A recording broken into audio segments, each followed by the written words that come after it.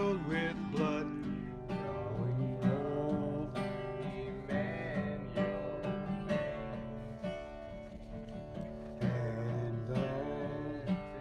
Let's start again, because now Okay. I'm getting a vocal higher, guitar lower, and I'm focusing too much on what I'm trying to do now.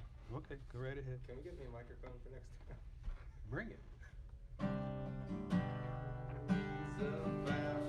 Sin filled with blood, flowing from Emmanuel's veins, and sinners plunge beneath that flood, lose all their guilty stains, lose all their guilty stain, lose all their guilty stains. And sinners plunge beneath that flood, lose all their guilty stain. Amen. Rejoice and bear from sins away. What is and lose the ransom valley till I die, and shall end my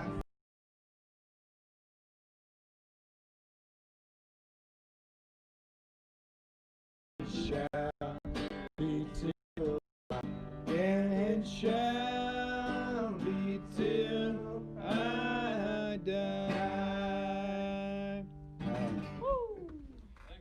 Yes, amen. That's My favorite thing in that whole thing is redeeming love has been my theme, and it shall be till I die. you know what mine was? Green looking. What's yours? Mine was It's like all over your neck. says to You don't all wanna be the in the camera ransom with that. to all the ransom church of God are Yeah. safe to sin no more. The reason I like the first whole verse too, Mm-hmm. or whatever stanza. But the reason I like the redeeming love thing is it's just because like I love God so much, and He's always in my heart, and to live life without Him is completely just you can't. In my life, I can't. Like it's just impossible. So like that's why God's redeeming love, like that whole thing is just really important because it reminds me of the relationship with God that I have where like I can't run away because even if I tried to, He's like, hey Cody, you know I'm here, right, man? Like you can't go anywhere. And I'm like, yeah, I know you're here. Sorry for getting distracted for a minute. Yeah, you know, there was an interesting statement. I think I read it somewhere where, we know that, God wants to be with us, Yeah. but we don't always want him, we don't always want to be with him, like, because he's going to get into our stuff. Yeah. you know.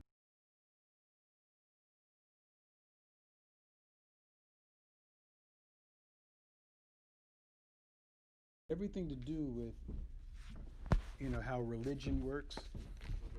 And yeah, we can't live this Christian way. Yeah, we saw that last night. It's our post-COVID schedule. Yeah, we saw it. Yeah. And so all this week, so we're doing it a little bit different. Mondays is the same. Tuesdays is the same, 10 and 7 p.m. This is where we are here at the Adult Teen Challenge Center. Then Wednesday morning, now that says 8:30. Don't pay any attention to that. That's 8 a.m. 8 a.m. Okay, we're going to be streaming a little, maybe 5 to 7 minute devotional thought, fellowship prayer, and to start our day. And we're going to do the same thing on Friday. And I apologize, I didn't get a chance to print this up, but some of you said that a half an hour made a difference for you, and so that's how we changed it from 8:30 to 8 a.m.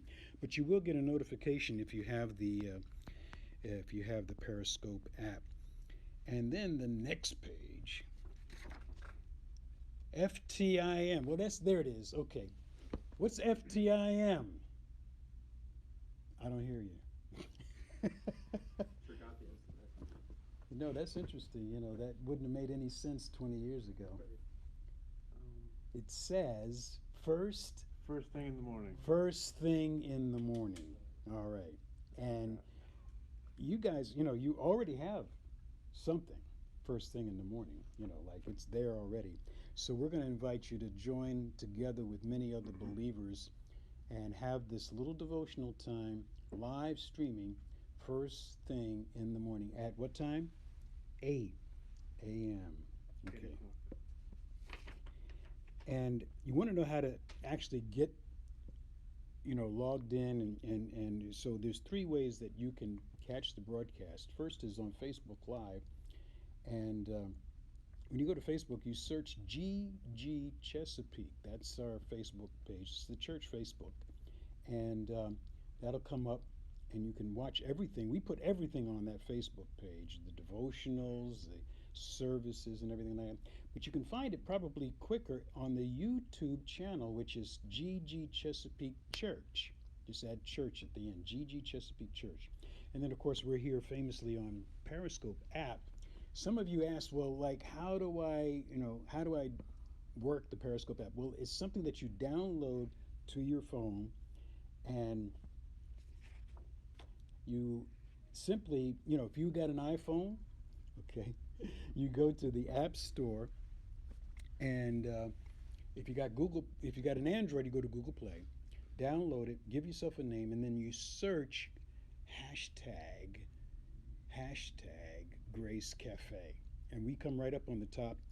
And then you follow. This is important. That you'll see a little follow button there. Tap that. That means then every time we go live, you will get a notification to your phone. Is there one more? There's one more after that. Oh.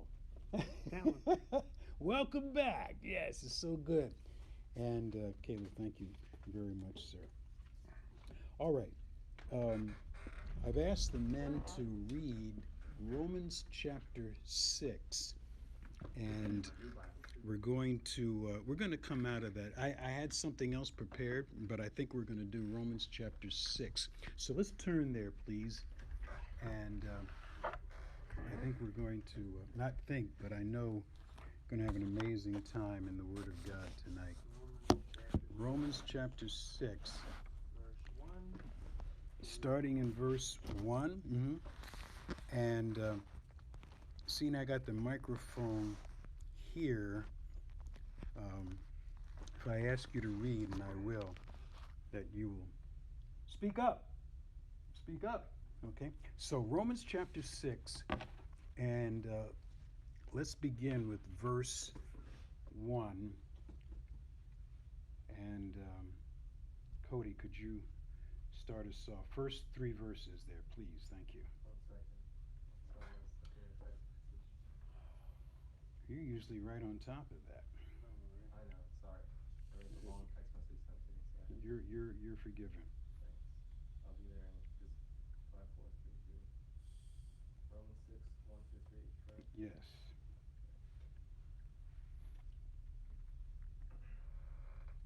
Romans 6, 1 through 3. A little bit louder, thank What you. shall we say then? Okay. Shall we continue in sin that grace may abound? Certainly not.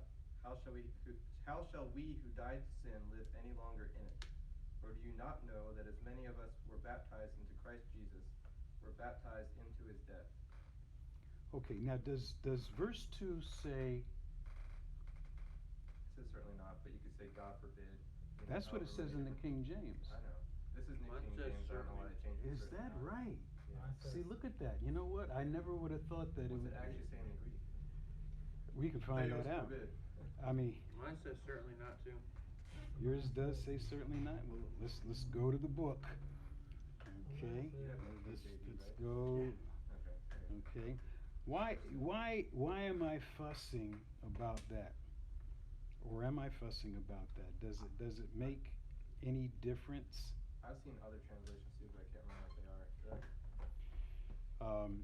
Well, let's take a look at a couple of translations here. So King James says, God forbid. Okay. The Young's literal translation, which is it's Yeah, pretty close. it's accurate to a fault because you can't read it's maybe awkward in the English. It says, "Let it not be." Okay. Okay. And I'm not seeing any other of the other translations outside. Oh, wait, Mace New Testament translation says, "God forbid." Well, here's what I want us to consider, because where it says here,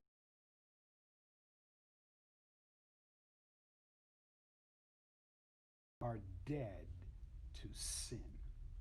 What does that mean, to be dead?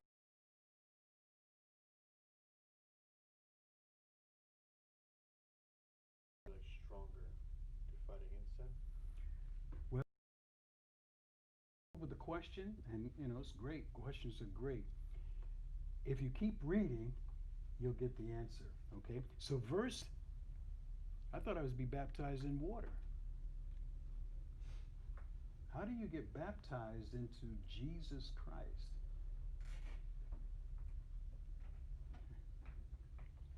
You receive the Holy Spirit.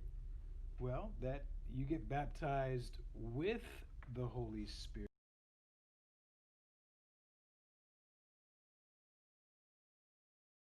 Catholic friends believe, like you got to eat the wafer and you got to drink the cup. Now, the word that's important here is the word baptism or baptismo. It's more of a technical term. It actually means to be placed into. Okay? So if you had and you dropped it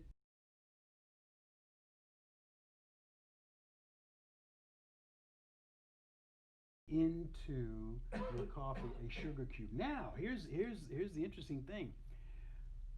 After you stir it up, what happens to the sugar cube? It okay. And so when it says that we are baptized into Jesus Christ, but then it tells us here that it has something to do with something that happened in the Lord's life. And that's in the B part of the verse. So the very last,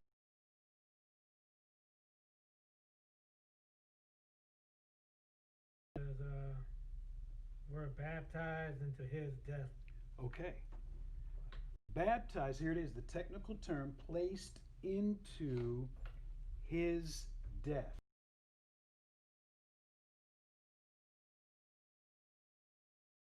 It's more of a calculation, or this is more of a, what we could use the word reckoning, acknowledge. So let me give you an illustration of what I mean. Let's say you worked for a week and you've got direct deposit, okay? And so Friday, what do you expect to have happen?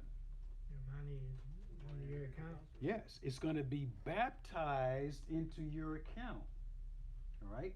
Now let me ask you a question. If you know that, would it make any sense for you to go to the boss and ask him, "Would you cut me a check?"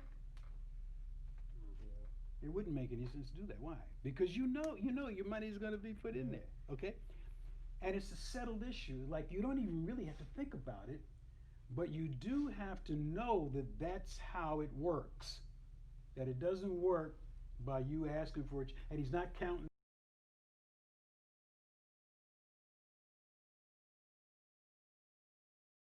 Here's the beautiful thing. You don't see that transaction taking place. You have to believe it. By what? Right?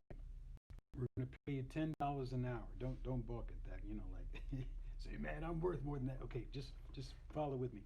So how much should go into your account after 40 hours? 400. Yeah, before the taxes are taken out. All right. So you go about your business now, and if you think about it now, if you have a debit card, okay, attached to or your account. Friday, whatever you had in there before, plus now 400. Okay? Does it make any sense for you to, you're going to go shopping for some new shoes, but you're not going to go, man, because you know what? I don't have any money, man. I don't have any money. No, you wouldn't think that.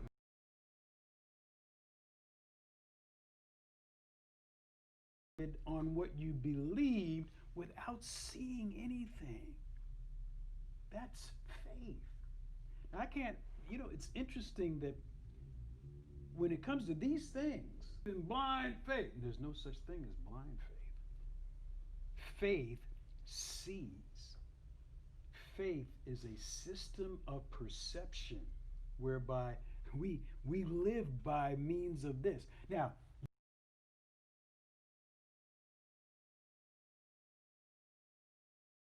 in my account, let me run down to the bank. All right, let me open up my account. Let me check, make sure it's in there. I see it in there. Okay, man, it's in there. Like, what's wrong with me? I got no what? No faith. I got no faith. Trust your Yeah, company. something like that. But you know what I mean? Yeah. So now, listen to this. Verse 2. How shall we that are dead to sin? And Caleb, I mean, you mentioned, dead. Well, what is that? What does that mean?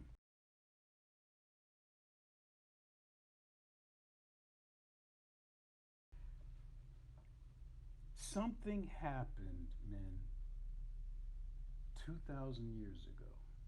Okay?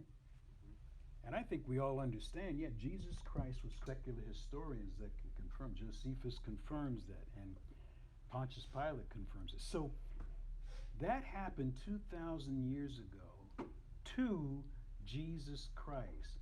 He was the one in the center cross between two thieves. Okay, I understand that. Got it, Pastor, got it. But the Bible now is telling me an inside story that something else took place. Because if I was baptized into Jesus Christ and he was crucified, then what happened to me?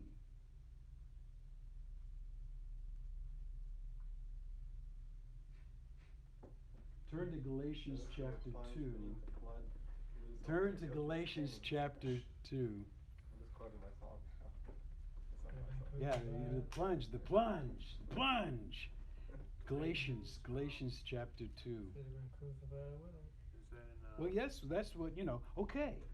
Like you were baptized, placed into Christ when he was crucified, you were there also. And the interesting thing, and that's why I was curious about God forbid, because this is telling us something from God's perspective, not a man's perspective. If we were just in the crowd, we would see 3 crosses, and that's all we would see. Okay? But God, from God's perspective, he sees you there too. Wow. sees our sin, doesn't he? Yes, but there's 2 things. We're going to come back to that, and I'm glad you mentioned that. What does Galatians 2:20, Mike, say? Galatians chapter 2 and verse 20. This is the Apostle Paul. Says, I have been crucified with Christ. Okay, right there. What is Paul reckoning on, or what is he thinking about? Well, you could say, 2,000 years ago, Jesus died for my sins. That's true. That's true. But he's also like he wrote Romans too. He wrote the book of Romans. His understanding now, and his revelation that he got it from God. No man made this up. No man made this up. No man would even think this way. Okay? He got it from God, that from God's viewpoint, every single believer was baptized into Jesus Christ's death that happened 2,000 years ago. Do you know this? Well, you know it. I mean, to read it. But here's the idea. I go back to that illustration. Okay, it's Friday. You get paid $400. It's already in your account. What are you talking to me about? You know, like pay me. I want to see the check. I want to see. No, it's in your account. Okay, and you say like, okay. And when you say okay, you are now going to live thinking that that's real, and that settles it. It settles it. Now, you asked something I think is quite interesting, Caleb. Jesus Christ died for my sins, plural. Plural. Now, let's go to an orange. What would you call it? Not an orange farm. Orchard. Grove. Orange Grove. Or Yeah, orchard, yeah. or just Well, like-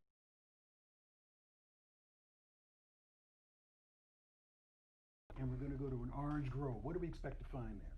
Orange. Yeah, I mean, come on, man. You asking dumb questions here. No, I want you to think with me. Okay?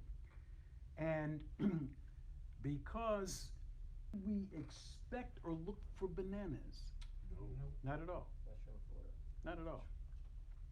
So here's where I want you to see the oranges are the sins or the fruit of the tree. Your personal sins, however they go. I mean, you know, you got personal sins that you do. I got personal sins that I do. If we start just chasing our personal sins, does that really deal with the issue? If I said, you know what, no more oranges, no more oranges, what must I do? Go in and pick all the oranges off the tree? Whack down the trees. Yeah. Yeah. Wait for everything to die and rot. So why are you, you know, I just want you to see. So Jesus Christ died for the penalty of personal sins. But that didn't deliver me from my sin nature. Okay? Now let's follow this along because it gets real good, okay? Here in Romans. That's why I had you read it ahead of time. And so verse 4. Therefore. So Paul said, I mean in Galatians 2:20 he says, I am crucified with Christ, nevertheless I live. I got a life, but it's not I. Why? Because something happened 2,000 years ago to the tree of sin, singular, the nature, okay? The thing that produces sins, plural. Are you following me? Okay, this is good theology, and you got to know it. I mean, you just, you know, and you don't know it because I'm going to be a preacher. No, you know it because you want to be able to think right. You want to be thinking clearly. Now, religion can say some of these things, but it takes Ephesians 4, a pastor teacher to bring it together and present it so it comes together. That's my gift to you. I am a pastor teacher. It doesn't just serve me. It's not an office like I'm the pastor around. No, it is that you get what you need to know. What you need to know so that you're not flailing around here as a Christian. I'm a Christian, but you know what? I started doing this, I started doing that, and I want to stop. You can't do that. Stop what? The fruit? But you still have the root. Jesus Christ deals with the root that takes care of the fruit. Okay, so watch this now. So verse 4 says, therefore we are buried with him by baptism, placed into his what? Death. Okay. That, okay, so that's the A part. The A part, but this is the B part. Did Jesus Christ get up out of the grave? Yes, he did. Yes, he did. That life that came forth from the grave is is a different kind of life. It's a different kind of life. Okay? So therefore, we are buried with him by baptism into death, that, like as Christ was raised up from the dead by the glory of the Father, even so we also should what? Walk in newness of life. Walk like you know this about yourself. About yourself. You know this. And now there's something that's called reflective memory. Reflective memory. They say that, there used to be a game show called Name That Tune. Okay, you have to be a Way little older back in than the day. 22. You're 21. And yeah, and so what was the nature of the game? Like you'd. They play a beat or some music and then you had to try to guess. Yeah, but they would be like maybe 3 notes. Yeah, they don't give you like the that's the first worst. 3 notes. There Yeah. are certain songs that are that noticeable by the first 3 notes. I know. They might give you the first 3 or in the middle, the end, you just never That's know. true. Now, but interestingly, you and I know, we know, we could hear a song that we heard 25, maybe 30 years ago, and we're just like that. That's called reflective memory. Okay? It's like, it's a trigger. And smells are like that. Certain smells are like that. So what is this telling me? It's telling me that I have within my human design something that can bring to my present memory, my present consciousness, something that could have happened a long time ago. Okay. Then there are things that in my mind I suppress. I don't want to remember that. Okay. And so I do what? I suppress it. Now the problem with that is that takes a lot of emotional and mental energy, and you don't even know it. But when people are depressed and they enter into a depressive funk, like they're just down, they are overwhelmed by the emotional drain that they have to use to suppress their past, their memories, their thought life. They say, "Oh, I don't want to think about it. I don't want to." Yeah, I try to suppress it. What's the problem with that? It doesn't solve it. It doesn't. Okay. So then, if that doesn't work, a person will self-medicate. Okay. And I just got to get out of my head. Yeah, okay, or whatever. So now, you can see that if I try to fight my personal, listen carefully, my personal sins, what I just did, by trying to not do that again,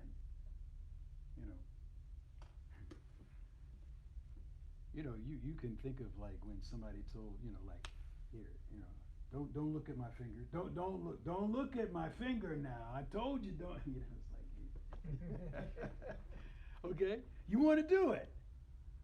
You want to do it, not because this finger is any more interesting than your finger, but I just told you don't look at it now, and that got you going. Well, Christianity is not empowered by someone telling you, stop doing that. What you just did, stop doing that. In fact, Paul says that the law, okay, activates sin. Isn't that interesting? The law. So if we've gone to churches where we could say they were legalistic. You got to cut your hair a certain way. You can't wear that in here. Ask me about. We don't allow ask me about. I was in Istanbul, Turkey, and the only Christian church in the city, okay, was a Catholic. I think it was a Catholic church. Anyway, so we're just going to go see it and visit there, right? Well, before we got in there, there was this placard outside, and there was like 10 things or 12 things that were not allowed in the building. They were not allowed in the building. Tats, shorts, food, you can understand that, okay, but you know what I mean? And all I could think was like they were more concerned about the building than about souls, about people. What if somebody could get in? What if somebody said, I need to talk to God. I need prayer. Can I come in? Well, maybe tomorrow. You got to go home and change your clothes. In some instances, it's maybe not that severe, but if I'm going to try to deal with sins, plural, I really need to know what God did to my sin, singular, nature. He did what? Crucified on the cross. Yeah. I was there. You were there. We were there. Okay? But here's the interesting thing. The word reckon yourselves dead indeed to sin. It's in this chapter, okay? What does the word reckon mean? It's an accounting term, okay? An accounting term, which means if you think about, so in accounting you have the minus part of the ledger, what you spent, and then you got the income ledger, and hopefully it balances out, okay? Well, the interesting thing is, like, I've got all of these sins, okay? The ledger is long, but not as long as yours. All right? How am I going to balance that out? How could I pay that debt? And we sing it, He paid a debt he did not owe. I owed a debt I could not pay. So that's the debit I owe for all of the sins that I committed. Now you can, people want to say, well, no, you know what, Pastor? I really wasn't trying to sin, or it wasn't my fault. It was their fault. See, I go with the blame game, or, the accuse and excuse. That's part of a human reaction. You're guilty. No, wait a minute. It really wasn't my fault. So we have the negative debit side, and then we have the positive. Who's on the positive side? Right. Jesus, okay? Now, so what did that do with all of my sins that were listed on the debit side? What did Jesus Christ do concerning that? Cancel. Paid in full.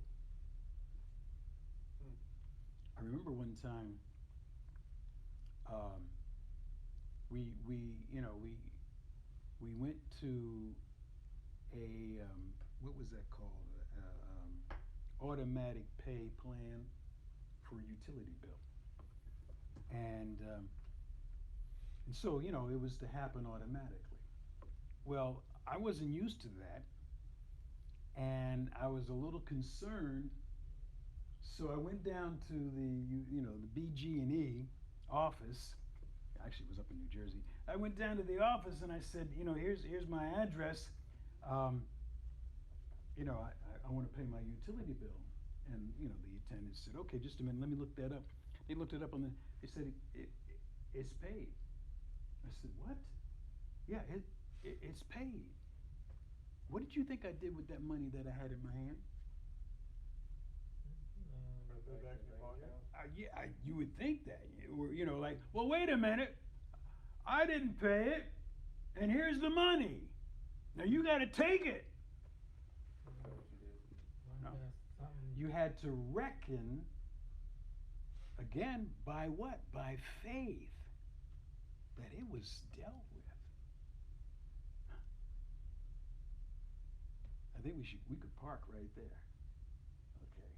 Because this is something that is difficult for Christians to get settled on. Now, what else does Paul say here?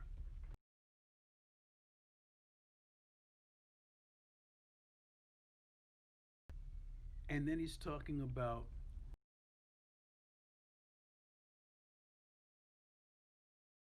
newness of what? Life. Christ came out of the grave. He was God. But this life that is spoken of, you think about this. When the disciples were in the room after the resurrection, they were afraid. They were hiding out. They didn't want to, like, it was dangerous for them to be, known. And so Jesus Christ shows up. They're all in the room like we're in this room right now, right? And without knocking on the door, the Lord shows up. He didn't walk through a wall, man, with a body. And it was interesting. He said, and Thomas wasn't there for the first Sunday service, okay? And he said, unless I see the nail prints and thrust my hand into the side, I, what? Will not. It's a volitional decision, yeah. He says, I'm not going by this faith thing that you guys are talking about. I see you guys are very excited about, the Lord. You said you saw him and you believe him and you're walking by faith. You're walking in this newness of life. But I'm on the side of like, you got to show me. You got to put it right out there, right? And so the second time when Jesus showed up, walked through the wall, he went right to Thomas. And he said, go ahead, Thomas. Put your hand, touch the nail prints. Put your hand in my side. What was Thomas's response? This is a beautiful portion. My Lord and my God. Yeah. He didn't, no explanation. It was like he went from, I will not believe, to, my Lord, my God. Wow. He was done. Finished. And from that point forward, and church history has it that he went to India and was a powerful, powerful servant of God, a missionary in India. Doubting Thomas. Don't call him Doubting Thomas. He got converted. By truth. By truth. How do I get converted? By truth, right here in my Bible. It's the most powerful book in the universe, man. Yes. So, Paul talks about this newness of life. And he uses the word life here of Zoe, Z long O-E. But there's other words that we use. I mean, in the English we have the one word, life. So what are we talking about? Well, we can talk about plant life, animal life, physical life, biology, okay, biological life, all right? We can talk about that. In fact, there's a word in the Greek, bios is talking about that physical life that we were born with, okay? But Zoe is talking about a life that we are born again with. Titus chapter 3 and verse 5. This is one of those crucial verses. You guys don't have pens. I got to a place where I started marking my Bible up, man. Looked like a Rand McNally map. Titus? Yeah. I'm trying to find it. I don't know where. Titus chapter 3. It's in the back. It's in the back of the book. Timothy 2. Yep. Simon Peter. Talks about baptism. Okay. First Timothy. Titus. Titus chapter 3, Verse 5. 5. Thank you. Cool. You got it? Oh yeah. Yeah, good. Am I reading it? Yes, nice and loud. Okay. Not by works of righteousness which we have done, but according to his mercy he saved us through the washing of regeneration Yes. and renewing of the Holy Spirit. Regeneration.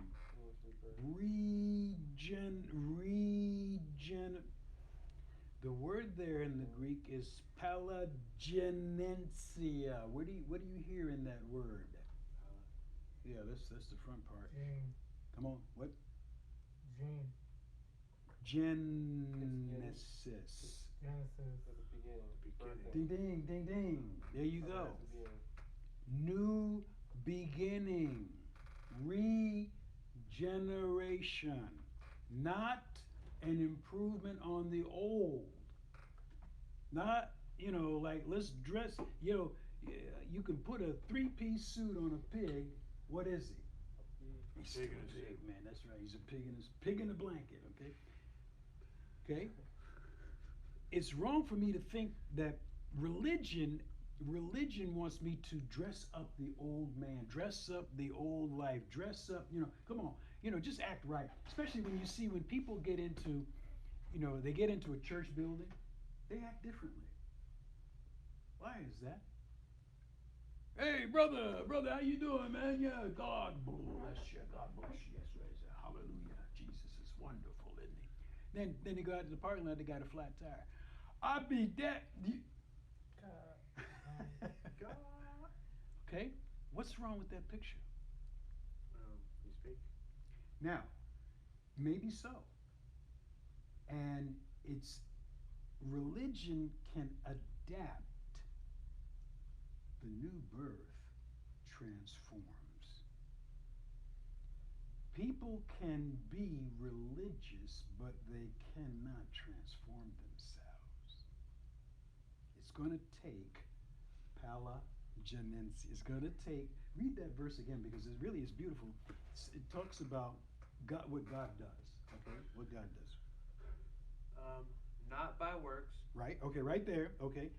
I can't work. I'm working. Somebody says I'm a Christian, but pardon me, I'm a work in progress. What are they saying? I know what they're saying. Okay, and we are growing. We're growing in 2 Peter 3:18 in grace and knowledge of Jesus Christ. But they tend to want to hide behind them not walking in newness of life by that statement. Okay, go ahead. Not by works. Of righteousness, which we have done, but according to his mercy, he saved us. Wow. Well, hold it right there. Thank you very much. According to his what? Mercy. So what's mercy? Mercy letting you slide, man. No, it's not. Forgiveness. What is mercy? Said this like last week. Did you? Okay. We'll get back. Mercy. Forgiveness is Okay, you're It's getting more. something you deserve, but you're getting a a slap on the break. wrist. You're getting a break from it. Okay. Not getting. What you deserve. That's right. Yeah. Yeah, it's Not getting what you deserve. Like how do we think? In legal terms. Well, the punishment fits the what? Crime. Yeah. Okay. Punishment fits the crime. You got a traffic violation, ran a red light, standing before the judge, $300. You look at the judge. You went to high school with the judge. To you, he's Jimmy. But Jimmy's the judge. I mean, you know what I mean? He's got the robe on, the whole thing, and you're thinking like, man.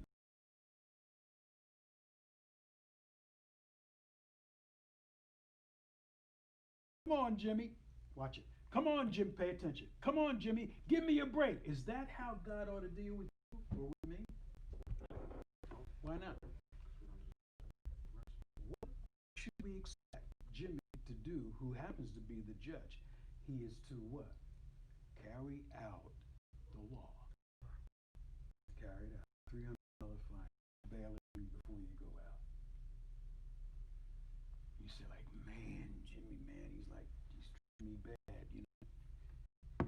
So you kind of slink out of the courtroom and go to the bailiff window, okay, and reaching in your pocket. And then you look in the corner of your eye, and the judge takes off his robe, lays it on the back of his chair, comes down off the bench, goes to the bailiff window behind, and he says, "You see this man right here? I'm paying his fine." And he peels off $300 notes. Was justice served? Was there any hanky panky in that? Nope. Any like, let me slide, let me like go, give me another chance. No. Justice requires to be fulfilled. Who's going to fulfill the demands of justice for you and for me? His name is Jesus. He's the only one qualified to do that. Okay? Now you're standing there like, oh man. Now, you got $300 in your pocket. Not because you're a good guy or, you're going to straighten up. I'll never run a red light again. You don't have a word to say. The only thing you can think of is like, I didn't get what I deserved. That's mercy. Hallelujah. That's mercy. And you know what? It's important as a Christian that I recognize it when I see it. Because I might just think, you just doing me a favor, or you know what I mean, or you like me, or I'll do something to make you like me so that you go easy on me. No. Mercy has everything to do with the person giving it and nothing to do with the person receiving it. So God is merciful. And I'm glad he is, man. Because that's what I need. I'm not running around here like, because I got game as a Christian, like I know what I'm doing, and I can do this, and